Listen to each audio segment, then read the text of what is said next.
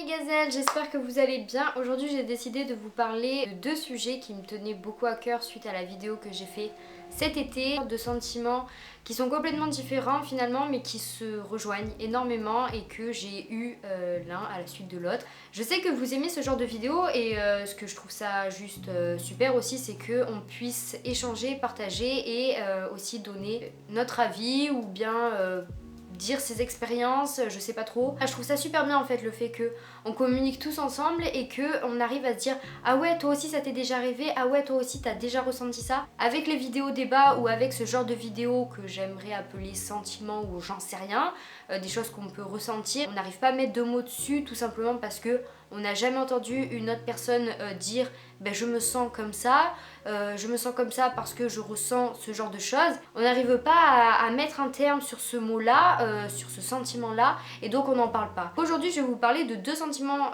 dont un qui m'est arrivé et que je vous ai parlé, qui est le sentiment de je sers à rien, l'inutilité, se sentir inutile. C'est un sentiment que j'ai eu au mois de juin, il me semble, un mois après la fin de ma première année de licence, quoi, qui a duré bien quelques semaines.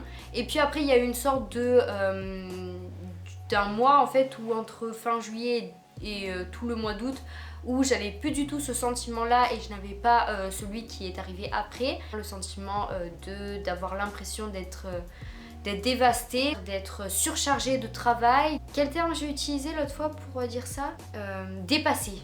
Cette forme de je me sens dépassée par les événements, je me sens dépassée par tout ce travail et j'ai l'impression d'arriver à rien. C'est un sentiment qui mène, je pense, à la frustration, contrairement au sentiment de l'inutilité.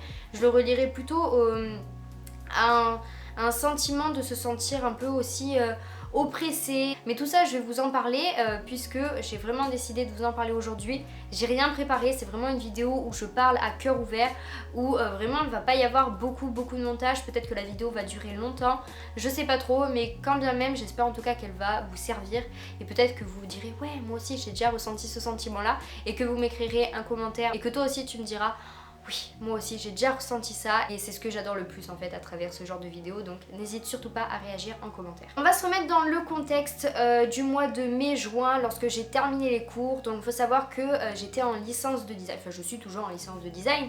J'ai fait ma première année que j'ai eue, donc je suis actuellement en deuxième année de licence de design. Durant cette période là de mon année d'études de première année, j'avais tellement une surcharge de travail que j'avais l'impression que toute ma vie, du moins pendant un an, était dédiée uniquement au cours.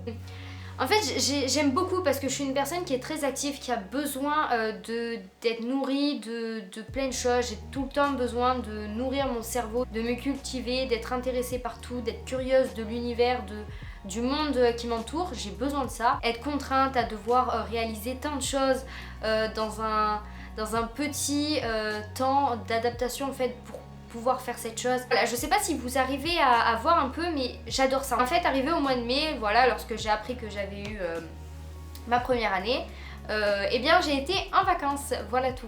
Pendant une semaine, 2 semaines, 3 semaines, c'était génial parce que voilà, je me reposais, mais à la fois je sortais, je profitais, voilà, de fêter aussi cette première année validée, quoi. Au bout d'un moment, vers le mois de juin, fin mai, début juin, j'ai commencé à avoir un espèce de sentiment qui s'est peu à peu développé en moi, qui est le sentiment du coup de l'inutilité. Alors je me suis soudain sentie complètement inutile. Je pense tout simplement que ce sentiment en fait on l'a tous plus ou moins déjà vécu une seule fois et moi ça m'est arrivé déjà plusieurs fois mais ça n'a jamais été autant intense que cet été. Je m'explique.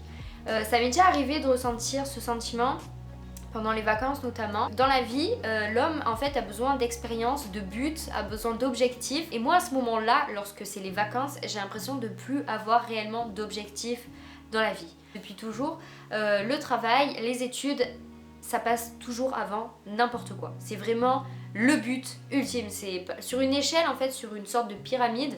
Les études c'est avant la santé, les amis, l'amour, c'est avant tout. De réussir par je ne sais quel moyen, de vraiment réussir en fait. C'est vraiment mon but et je fais tout pour y arriver. Je pense que ce sentiment en fait arrive beaucoup aux personnes ambitieuses et aux personnes qui sont déterminées à avoir des objectifs dans la vie et à y parvenir. Et ce sentiment-là, je vais essayer de vous l'expliquer pour les personnes qui ne l'ont jamais eu et peut-être pour les personnes qui l'ont eu, peut-être qu'elles ne le voient pas comme ça.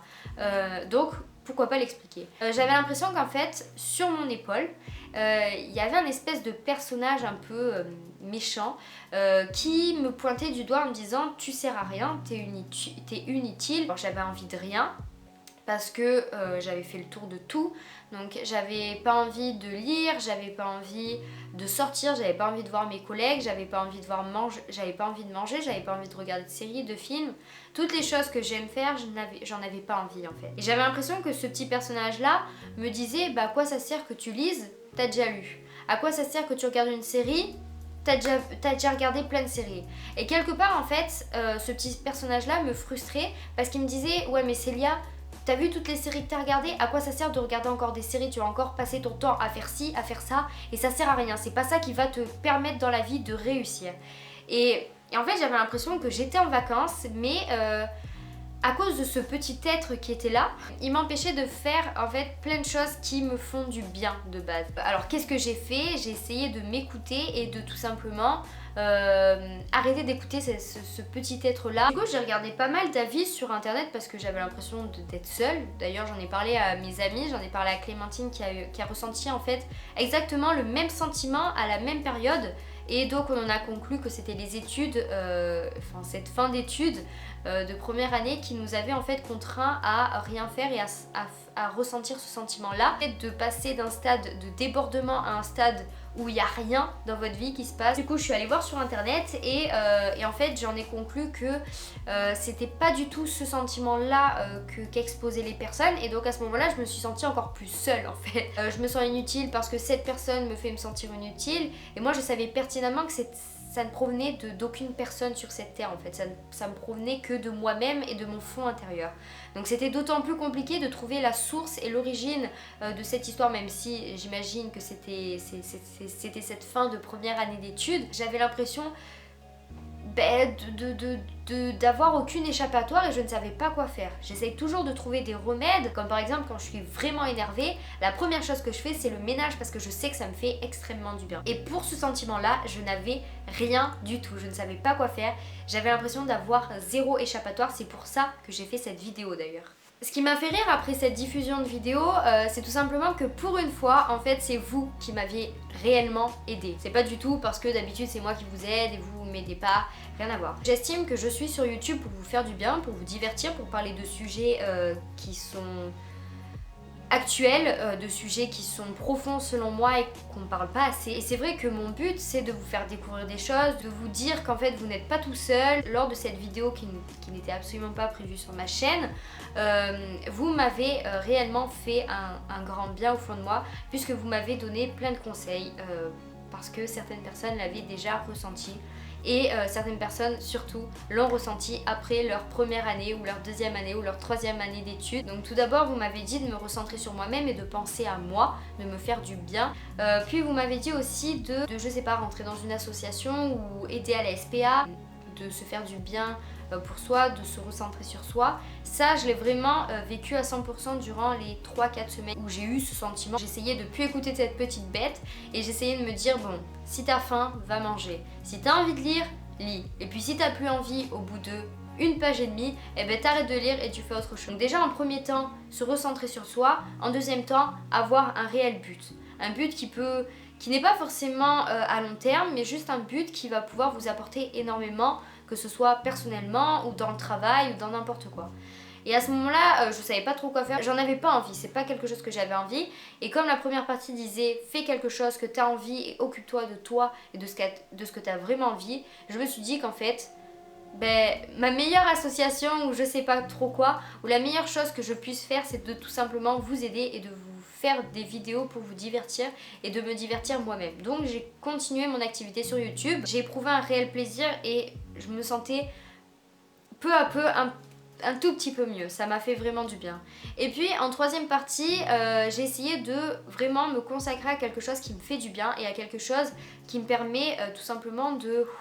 Et donc à ce moment-là, je me suis mis à faire deux choses. Tout d'abord la peinture et deuxième chose c'est tout simplement d'établir mon sorte de bullet bullet journal agenda que je vous ai présenté dans ma vidéo organisation à la fac. Et ces deux choses là en fait sont tout simplement deux choses créatives et en fait ça m'a fait énormément de bien. Déjà la peinture, ça m'a permis en fait d'extérioriser tout ce que j'avais. Quand j'ai réalisé le tableau que vous avez vu sur Instagram, que je vous mets juste ici, c'est un tableau en fait qui n'a pas de titre en fait, il n'a jamais eu de titre, mais c'est selon moi un tableau qui me représente et qui représente ma personne et cette personne là que je n'ai pas été durant cette phase de je me sens inutile. C'est la personne positive que je suis parce que j'estime être une personne très positive qui essaye de toujours voir le bon côté des choses. Et à ce moment là en fait je me suis dit tu vas faire un tableau qui représente ta positivité. Et en fait j'essayais de mettre tout le côté noir de cette période et d'essayer de chercher en moi la positivité qui s'était peu à peu en fait assoupie et que cette pression de l'inutilité avait pris en fait tout simplement le dessus et j'ai essayé de tout retranscrire sur ce tableau. C'est pourquoi je le trouve tout simplement formidable et que je suis très contente de l'avoir offert à ma maman puisque c'est ma maman qui m'a fait comme ça et c'est grâce à elle et grâce à mon papa bien évidemment que je suis positive. Si j'ai un conseil et des conseils à vous donner durant cette phase, c'est tout simplement la première phase, vraiment se recentrer sur soi, écoutez votre corps. Si vous avez envie de faire du sport, faites du sport. Si vous avez envie de manger un gros McDo, faites-le. Écoutez-vous et pensez vraiment pour une fois égoïstement. Essayez vraiment de penser rien qu'à vous et à votre propre personne.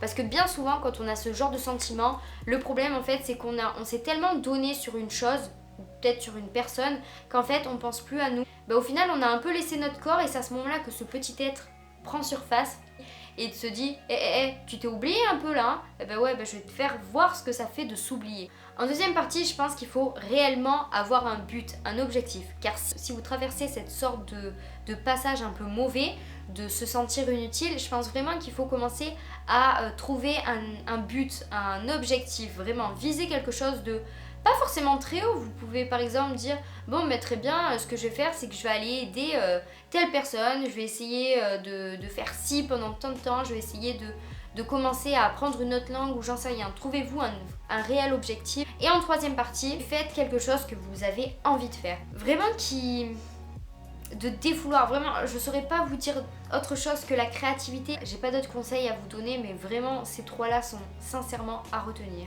Vraiment. Puis ensuite, comme je vous l'ai dit, fin août, il y a eu un espèce de sentiment qui est apparu, voilà, comme ça, comme si ça n'avait pas suffi, en fait, ce sentiment de petite bébête là qui est ici et qui vous dit non, faut pas faire ci, faut pas faire ça. J'ai connu le sentiment d'être dépassée. Alors c'est un sentiment que j'ai connu l'an dernier, lorsque voilà, j'avais plein de travaux à rendre tel jour et que j'avais l'impression que 24 heures dans une journée ça ne suffisait pas, qu'il en fallait beaucoup plus pour une journée et pour surtout faire ces travaux là. C'est un sentiment que j'ai connu l'an dernier mais c'est un sentiment que j'ai connu cette année juste après les 20 000 abonnés. Alors pourquoi c'est un sentiment qui est apparu à ce moment là. Alors c'est bizarre mais je décrypte toujours les sentiments, du moins quand je commence à m'apercevoir qu'il y a un certain sentiment ou par exemple une certaine haine au bout d'un moment qui est en moi et que je me dis purée mais ça fait 2 semaines que je suis énervée, 2 semaines que j'ai la haine, je sais pas pourquoi.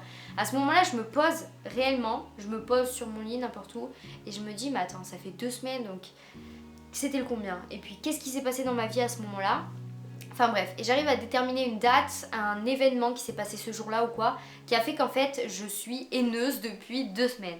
Et là en fait c'était un peu le cas, je me demandais au bout d'un certain temps comment ça se faisait que je me sentais autant dépassée, que j'arrivais à rien faire et que j'avais absolument aucune organisation. Et puis j'ai remonté, je me suis dit mais attends, t'as pas répondu aux commentaires de sous cette vidéo là alors que t'en as eu plein. Et t'as pas répondu aux DM sur Instagram. Et t'as pas fait ci, et t'as pas fait ça, et t'as pas fait ça. Et en fait tout était relié à YouTube. Et à ce moment là je me suis dit mais attends il s'est passé quoi de fabuleux? Ting, les 20 000. À ce moment là je me suis dit c'est sûr que ça a un rapport avec YouTube. Je comprenais pas en fait pourquoi quelque chose qui vous fait tant de bien, qui vous a fait tant de bien pendant très longtemps et qu'en quelque sorte vous a fait oublier un sentiment qui était le sentiment de l'inutilité, pourquoi à ce moment là ça vous fait vous sentir mal ou dans une posture un peu délicate, enfin je sais pas trop. J'arrivais à rien faire en fait, j'arrivais pas à me poser devant une série, j'arrivais pas à lire vraiment. Et à ce moment là en fait j'avais l'impression d'être dépassée par tout. J'avais l'impression que je savais plus quoi faire en fait, je savais plus par où donner de la tête, je savais plus en fait, c'est un sentiment en fait qui est toujours présent parce que faut savoir qu'en deuxième année et justement cette année, personnellement j'ai encore plus de travail que l'an dernier. Et la L2 ça demande encore plus de boulot, peut-être parce qu'on a moins de cours, je sais pas. Mais ça demande beaucoup plus de boulot, on ne nous considère plus seulement comme des étudiants, on nous considère vraiment comme des étudiants en design et donc de futurs designers. Et forcément on n'a pas envie de décevoir et du coup je suis en permanence stressée et j'ai en permanence cette boule d'anxiété. Mais c'est juste pour vous dire que ce sentiment de se sentir dépassé par les événements, c'est un sentiment qui est chiant, qui remet tout en question. J'ai pas assez pris de recul pour vous parler réellement de ce sentiment parce que j'avais vraiment envie d'inclure ce sentiment juste après cette phase où je me sentais inutile. Parce que c'est deux sentiments complètement à l'opposé et pourtant c'est deux sentiments qui sont arrivés peu à peu en fait à la même distance. C'est-à-dire que j'ai eu le sentiment de l'inutilité, ça allait mieux et puis d'un coup j'ai eu le sentiment de dépassement. Ce sentiment de dépassement, comme je l'ai dit en tout début de vidéo, c'est un sentiment de frustration. J'étais frustrée, je suis frustrée parce que je vois qu'autour de moi il y a plein de choses à voir, il y a plein de choses à faire et je vois qu'autour de moi, je vois des personnes qui arrivent à s'en sortir et puis moi je suis là et je me dis mais attends, mais comment ça se fait que je me sens autant dépassée? C'est parce que je m'investis trop dans mes études? Ou c'est parce que j'ai une mauvaise organisation? Mais pourtant je m'organise super bien, enfin je veux dire je sais pas combien d'emplois du temps, j'ai des plannings, j'ai des agendas, j'ai l'impression vraiment d'y mettre tout mon cœur. Je fais mes travaux une semaine, voire 2 semaines à l'avance. Qu'est-ce qui se passe pour que j'y arrive pas, que je me sente autant dépassée? Et je pense qu'en fait c'est un sentiment qui arrive forcément dans les études au bout d'un moment, quand vous faites beaucoup d'études et que vous êtes vraiment investi dans les études.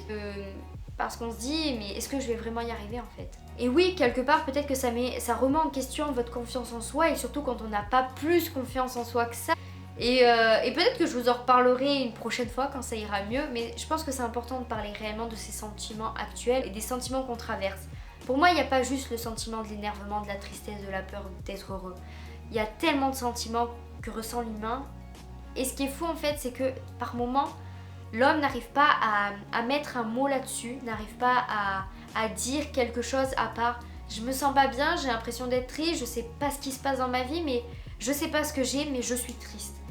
Et avant, ça m'arrivait. Et puis maintenant, en prenant du recul et en me demandant mais pourquoi j'ai ça et quel terme je pourrais donner à ce sentiment-là, ben quelque part, ça me réjouit parce que je me dis au moins je sais ce qui ne va pas et je vais essayer de l'améliorer.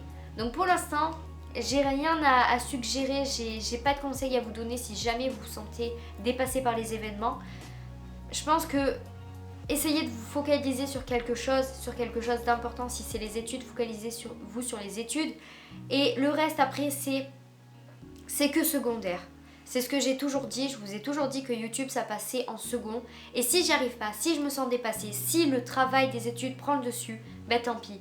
YouTube ça me fait énormément du bien dans ma vie et j'adore ça. Mais si les études ça va pas, si je vois que j'y arrive pas, YouTube passera en second, comme tout. Parce que les études ça passera toujours d'abord. Voilà, je pense en avoir terminé avec cette vidéo. J'espère en tout cas qu'elle vous a plu, qu'elle a pu vous servir peut-être, qu'elle a pu vous intéresser, je sais pas. En tout cas, n'hésitez pas à me dire vous ce que vous en avez pensé dans les commentaires, quels sentiments vous traversez, quels sentiments vous avez traversé pendant longtemps. Si jamais vous avez traversé ces deux sentiments qui sont l'inutilité et le sentiment de dépassement, je vous mettrai bien évidemment le lien de ma vidéo Je sers à rien en barre d'infos. Et voilà, je pense arrêter ici parce que ça sert plus à rien, j'ai plus grand chose à vous dire. En tout cas, j'espère que vous vous portez bien. Prenez soin de vous, c'est très important. Et je vous dis à dimanche prochain. Salut!